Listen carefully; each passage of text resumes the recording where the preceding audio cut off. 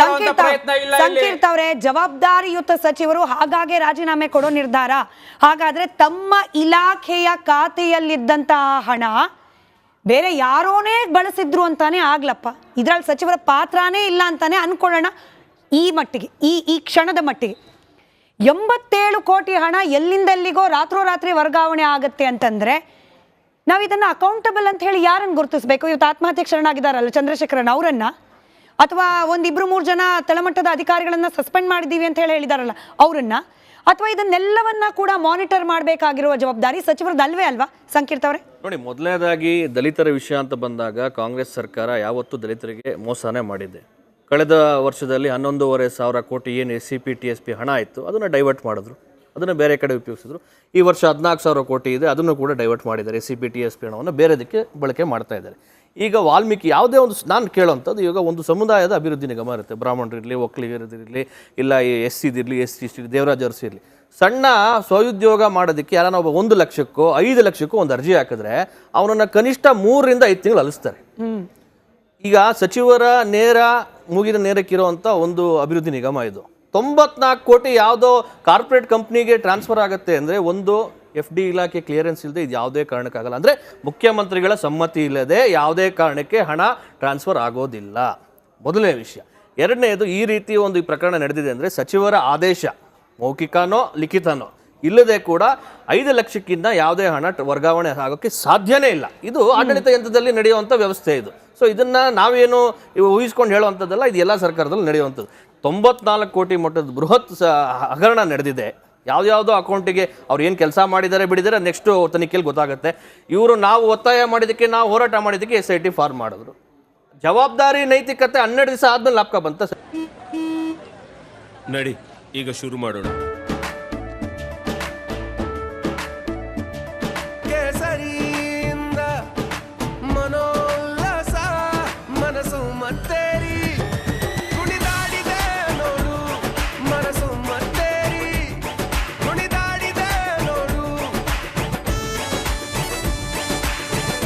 ಕ್ಷಣ ಕ್ಷಣವೂ ಆಚರಿಸಿ ಕೇಸರಿ ಹಬ್ಬ.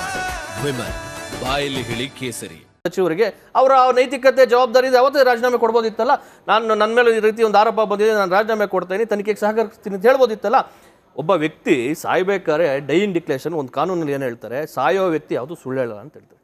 ಡೈಯಿಂಗ್ ಡಿಕ್ಲೇರೇಷನಲ್ಲಿ ಬಹುಭಾಗ ನೀವು ಕೇಸ್ಗಳು ತೊಗೊಂಡ್ರೆ ಯಾರು ಸುಳ್ಳು ಹೇಳಲ್ಲ ಅಂತ ಹೇಳ್ತಾರೆ. ಆತ ಕ್ಲಿಯರಾಗಿ ಹೇಳಿದ್ದಾರೆ, ಅದನ್ನ ನಿಗಮ ಮಂಡಳಿಯ MD ಮತ್ತು ಹಲವಾರು ಅಧಿಕಾರಿ ಇದರಲ್ಲಿ ಶಾಮೀಲಾಗಿದ್ದಾರೆ ಅಂತ. ಆಮೇಲೆ ನೆಕ್ಕುಂಟಿ ನಾಗರಾಜ್ ಅವರು ಉಪಮುಖ್ಯಮಂತ್ರಿಗಳಿಗೆ ನೇರವಾಗಿ ಹೋಗಿ ಭೇಟಿ ಆಗ್ತಾರೆ, ಸಿದ್ದರಾಮಯ್ಯನವ್ರಿಗೆ ನೇರವಾಗಿ ಭೇಟಿ ಆಗ್ತಾರೆ. ಅಷ್ಟು ಹತ್ತಿರವಾಗಿರುವಂಥವ್ರು ಅವರು ಇದರಲ್ಲಿ ಭಾಗಿಯಾಗಿರ್ಬೇಕಾದ್ರೆ ನೀವು ಇದು ಸಚಿವರ ಜವಾಬ್ದಾರಿನೇ ಇಲ್ಲ ಅಂತ ಹೇಳೋದು ನಿಜವಾಗ್ಲೂ ಒಪ್ಪುವಂಥದ್ದಲ್ಲ. ನಿಮಗೆ ಜವಾಬ್ದಾರಿ ನೈತಿಕತೆ ಇದ್ರೆ ಬರೀ ನಾಗೇಂದ್ರ ಅವರ ರಾಜೀನಾಮೆ ಕೊಟ್ಟರೆ ಸಾಲದಿಲ್ಲ, ಇದು ಫೈನಾನ್ಸ್ ಡಿಪಾರ್ಟ್ಮೆಂಟ್ಗೆ ಬರುತ್ತೆ. ಅಂದ್ರೆ ಮುಖ್ಯಮಂತ್ರಿಗಳು ರಾಜೀನಾಮೆ ಕೊಡಬೇಕು ಅಂತ ಹೇಳ್ತೀವಿ. ನಾವು ಅವತ್ತಿಂದ ಹೇಳ್ತಾ ಇದ್ವಿ 6ನೇ ತಾರೀಕು ನಿಮ್ಗೆ ಗಡುವು ಕೊಡ್ತೀವಿ, ಅಷ್ಟೊಳಗೆ ಕೊಡಿ ಅಂತ. ನಮ್ಮ ಹೋರಾಟದ ಪ್ರತಿಫಲ ಇವತ್ತು ನಾಗೇಂದ್ರ ರಾಜೀನಾಮೆ ಕೊಟ್ಟಿದ್ದಾರೆ.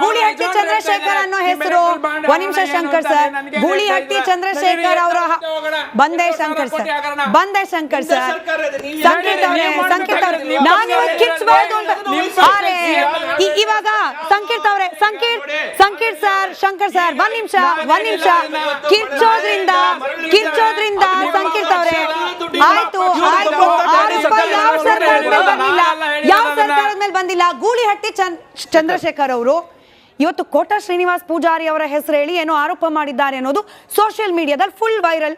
ಹಾಗಾದ್ರೆ ಬಿಜೆಪಿ ಸರ್ಕಾರದಲ್ಲಿ ಯಾವ ನಿಗಮದ ದುಡ್ಡು ಕೂಡ ಅವ್ಯವಹಾರಕ್ಕೆ ಬಳಕೆ ಆಗ್ಲೇ ಇಲ್ವಾ? ಪ್ರಶ್ನೆ ಇದೆ.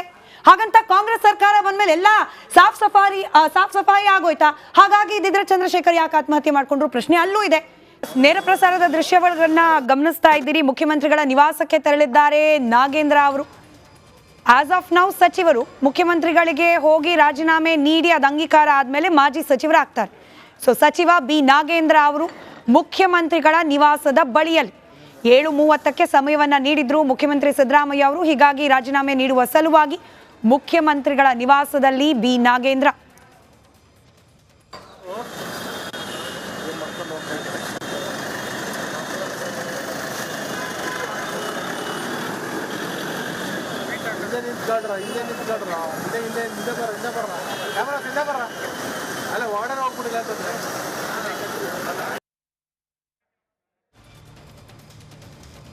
ರೈಟ್, ಅದು ರಾಜೀನಾಮೆ ನೀಡ್ಲಿಕ್ಕೆ ಹೋದ ಸಂದರ್ಭದಲ್ಲಿ ಮತ್ತಷ್ಟು ದೃಶ್ಯಗಳು ಬರುತ್ತೆ, ಅದನ್ನ ನಿಮ್ಮ ಮುಂದೆ ತಲುಪಿಸ್ತಾ ಹೋಗ್ತೇವೆ. ಈಗ ಎಡಲಿ ಸರ್, ಆಶ್ಚರ್ಯ ಅಂತಂದ್ರೆ ನೋಡಿ, ಅವ್ಯವಹಾರ ಯಾರು ಮಾಡಿದ್ರು ಏನು ತನಿಖೆ ನಡೀತಾ ಇದೆ, ಅದು ಆಚೆ ಬರಬೇಕು. ಬಟ್ ಕ್ಯಾಪ್ಟನ್ ಅರ್ಜುನ್ ಕೊಂದಿದ್ದು ಯಾರು? ಅವ್ರ ನರೇಟಿವ್ ಎಲ್ಲಿ ತಂದಿಟ್ಟಿದ್ದಾರೆ ಅಂತಂದ್ರೆ ಸಂಪತ್ತನ್ನ ಹಂಚಿಬಿಡೋದು ಅಂತ. ಇದು ಸ್ಟುಡಿಯೋ ಟಿಪ್ಪು ಜಯಂತಿ ಮಾಡಕ್ಕೆ ಅವ್ರಿಗೆ ಖಂಡಿಸಿದ್ರು. Very nice, very nice. ಯಾರು ತಪ್ಪು ಮಾಡಿರೋದಿಲ್ಲಿ? ಓಲೈಕೆ ಹೇಳಿಕೆ ಇದು ಅಂತ ಹೇಳಿ ಯಾಕೆ ಪರಿಗಣಿಸಬಾರ್ದು? ಕಿಚ್ಚಕ್ಕಲ್ಲ ಇದು ವೇದಿಕೆ. ಇದು ಫೋಟೋ ಎಲ್ಲರದು ಒಂದು ಟೈಮ್. ನಿಮ್ಮ ಸಮಯ ಮುಗಿದಿದೆ. ಅವ್ರು ಹೇಳಕ್ಕಿಂತ ಮುಂಚೆನೆ ಹೇಗೆ ಪ್ರತಾಪ್ ಸಿಂಹ ಪಾಸ್ ಕೊಟ್ಟಿದಂತ ಆಗ್ಲಿ ಡಿಕ್ಲೇರ್ ಆಗೋಗಿತ್ತು ಅಂತ ನನಗೊಂದು ಡೌಟ್ ಬಂತು. ಸಾಕು ನಿಲ್ಸಿ, ಸಾಕು ನಿಲ್ಸಿ. ಕೆಟ್ಟ ಪದ ಬಳಕೆ ಕಾಂಬಿನೇಷನ್ ಇಟ್ಟಿಲ್ಲ ನಾವಿಲ್ಲಿ.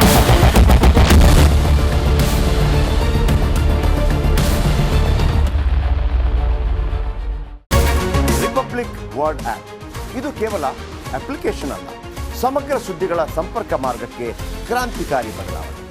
ರಿಪಬ್ಲಿಕ್ ವರ್ಡ್ ಆಪ್ ಕೇವಲ ಸುದ್ದಿ ಅಪ್ಲಿಕೇಶನ್ ಪರಿಚಯಿಸ್ತಾ ಇಲ್ಲ, ಬದಲಾಗಿ ಡಿಜಿಟಲ್ ಸುದ್ದಿ ಬಳಕೆಯ ಹೊಸ ಯುಗಕ್ಕೆ ನಾಂದಿ ಹಾಡ್ತಾ ಇದೆ. ಇದೊಂದು ಬ್ರೇಕಿಂಗ್ ನ್ಯೂಸ್, ಪ್ರಭಾವಶಾಲಿ ಕಾರ್ಯಕ್ರಮಗಳಿಗೆ ಗಟ್ಟಿಯಾದ ನ್ಯೂಸ್. ಇಲ್ಲಿ ಕೇವಲ ತಾಜಾ ಸುದ್ದಿ, ಅದರ ನೇರ ಪ್ರಸಾರ ಮತ್ತು ಚರ್ಚೆಗಳಿಗೆ ಮಾತ್ರ ಅವಕಾಶ. ರಿಪಬ್ಲಿಕ್ ವರ್ಲ್ಡ್ ಆಪ್ ಡೌನ್ಲೋಡ್ ಮಾಡಿಕೊಳ್ಳಿ. ಗೂಗಲ್ ಪ್ಲೇ ಸ್ಟೋರ್ ಮತ್ತು ಆಪಲ್ ಆಪ್ ಸ್ಟೋರ್ನಲ್ಲಿ ಲಭ್ಯವಿದೆ.